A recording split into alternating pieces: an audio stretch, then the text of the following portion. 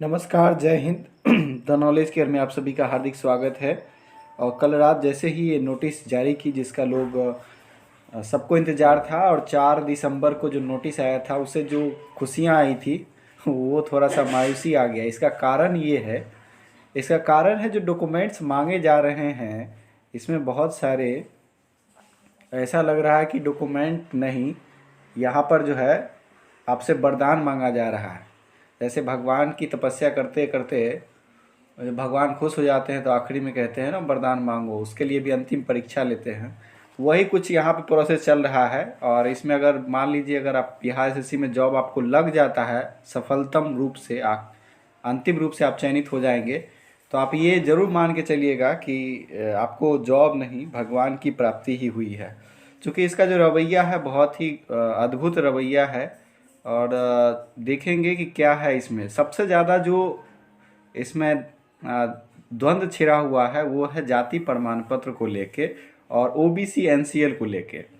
अब central government में जैसे मैं एसएससी एमटीएस का डीवी देने गया था, तो वहाँ पर चूँकि एसएससी जो है क्रूशियल डेट मेंशन कर देती है अपने नोटिफिकेशन में, लेकिन यहाँ पर बिहार एसएससी जो है वो तो क्रूशियल डेट मेंशन नहीं है। अभी हम आपको उसका जो नोटिफिकेशन है वो भी दिखाएंगे, वहाँ पर कोई क्रूशियल डेट मेंशन नहीं है। लेकिन ये अचानक से ये इसमें जो है ये क्रूशियल डेट मेंशन कर दिया है कि 31/10/2014 या 13/3/2016। ये चूँकि फॉर्म 2 बार लिंक खुला था, तो जो लोग 2014 में फॉर्म भरे वो 31/10/2014 से पहले सारे डॉक्यूमेंट्स उनका इस डेट से पहले का होना चाहिए।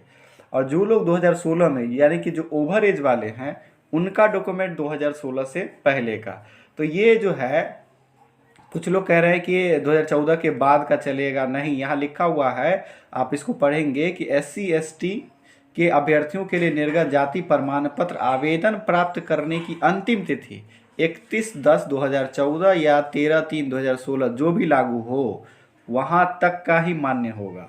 और ओबीसी और ईबीसी के अंतर्गत जो आते हैं उनके लिए एनसीएल सर्टिफिकेट क्रिमिलेयर रहित प्रमाण पत्र आवेदन प्राप्त करने की अंतिम तिथि 31/10/2014 से 13/3/2016 के बीच का ही लागू हो।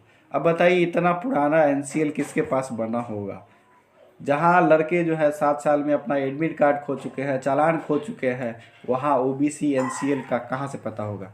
और दूसरी बात यह है कि एनसीएल का जो है वैलिडिटी रहता नहीं है। जिन लोगों ने बनवाया भी होगा वो सोचे होंगे कि चलिए इसका वैलिडिटी ख़त्म हो गया तो नया बनवा लेते हैं।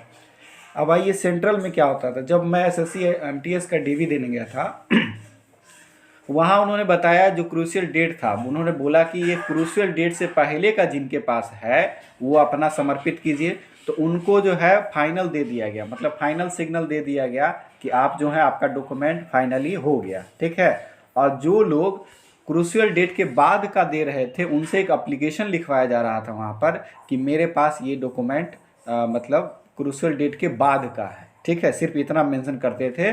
और उनको प्रोविजनली एक्सेप्टेड किया जाता था। अब प्रोविजनली एक्सेप्ट करने का मतलब ये नहीं है कि उनको जॉब से बाहर कर दिया जाएगा। प्रावधान ये है कि अगर आपको वहाँ पे प्रोविजनली शॉर्ट लिस्टेड किया गया है तो बाद में जो है आप जब अपने विभाग में जाएंगे तो वहाँ पर जो है विभाग अपने स्तर से आपसे फिर से डॉक्यूमेंट की मांग करेगा और वहाँ पर उसकी जांच करेगा कि आप वास्तव में उस जाति से आते हैं या नहीं आते हैं।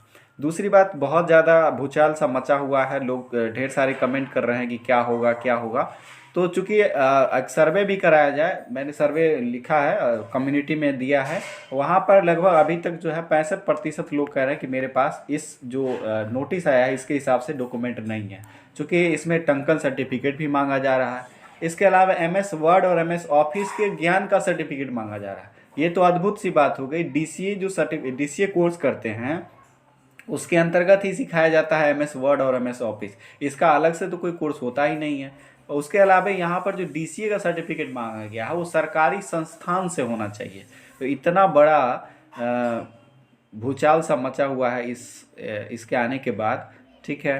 तो यही आपको बताना था। अब आपको दिखाते हैं नोटिफिकेशन, क्या नोटिफिकेशन में ये डेट वगैरह क्रूशियल डेट का कहीं पे कोई मेंशन है, तो चलिए देखते हैं। ये बिहार एसएससी का अपना नोटिफिकेशन है जिसमें इसने आरक्षण के लिए बात जो की है वो देखिए आप। कि ऑनलाइन आवेदन करते समय नियत प्रविष्टि के अधीन इंगित आरक्षण का दावा नहीं करने पर किसी भी परिस्थिति में आरक्षण का लाभ दे नहीं होगा उन्हें सामान्य या अनारक्षित। अगर आप मान लीजिए आप ओबीसी एनसीएल देने में सक्षम नहीं हो पाते हैं तो ऐसा नहीं है कि आपको वहाँ से बाहर किया जाएगा, आपको आरक्षण की कोटि में ले जाया जाएगा। अगर आप आरक्षण जो है यूआर कैटेगरी से अगर आपका मार्क्स होगा तो आपको जॉब जरूर मिलेगा, ठीक है। ऐसा नहीं है कि वहाँ से बाहर कर दिया जाएगा। हालांकि ये भी प्रावधान नहीं है कि इतना पुराना मांगा जाए और ऐसे में तो सारा सीट ही खाली चला जाएगा। अब आइए पिछड़ा वर्ग अत्यंत पिछड़ा वर्ग के लिए देखते हैं क्या मेंशन है कि पिछड़ा वर्ग अत्यंत पिछड़ा वर्ग श्रेणी के आरक्षित उम्मीदवारों के लिए राज्य सरकार द्वारा अधिसूचित अंचलाधिकारी द्वारा निर्गत जाति प्रमाण पत्र जिसमें क्रीमिलेयर में नहीं होने का उल्लेख हो यही मान्य होगा। SC ST के लिए अभ्यर्थियों के लिए अंचलाधिकारी द्वारा निर्गत जाति प्रमाण पत्र मान्य होगा। ऑनलाइन आवेदन के समय वह प्रमाण पत्र जमा करने की आवश्यकता नहीं है, लेकिन काउंसलिंग के समय पिछड़ा वर्ग अत्यंत पिछड़ा वर्ग की श्रेणी के अभ्यर्थियों के द्वारा क्रीमिलेयर रहित प्रमाण पत्र, अब देखिए काउंसलिंग के समय देना है, तथा SC ST के अभ्यर्थियों के द्वारा जाति प्रमाण पत्र समर्पित नहीं करने पर वे अनरिजर्व कैटेगरी में माने जाएंगे, अनारक्षित श्रेणी माने जाएंगे और उन्हें आरक्षण का लाभ नहीं दिया जाएगा। अभ्यर्थी आवेदन पत्र भरते समय इस बात का ध्यान रखेंगे कि वे जिस आरक्षण श्रेणी के अंतर्गत आते हों उसी आरक्षण श्रेणी का दावा करें। तो भाई साहब अगर 2014 की वैकेंसी है, अगर आप इसको 2015 तक क्लियर करवा लेते तभी तो वो उस टाइम का एनसीएल बनवा पाते, या आप इसमें मेंशन करते कि जिनके पास एनसीएल है ओबीसी एनसीएल है वही दावा करें, या क्रूशियल डेट का मेंशन करते जैसे आप एसएससी सेंट्रल एसएससी मेंशन करती है। तो ऐसा तो कुछ मेंशन आपने किया नहीं और आप जो है अपने ही नोटिफिकेशन के खिलाफ आप अपना एक शेड्यूल जारी कर दिए हैं कि इतना क्रूशियल डेट जारी कर दिए हैं। अचानक से क्रूशियल डेट जारी करना बिल्कुल सही नहीं है, इसके खिलाफ आवाज़ उठाना बहुत ज़रूरी है और जल्द ही इसके खिलाफ एक्शन लिया जाएगा।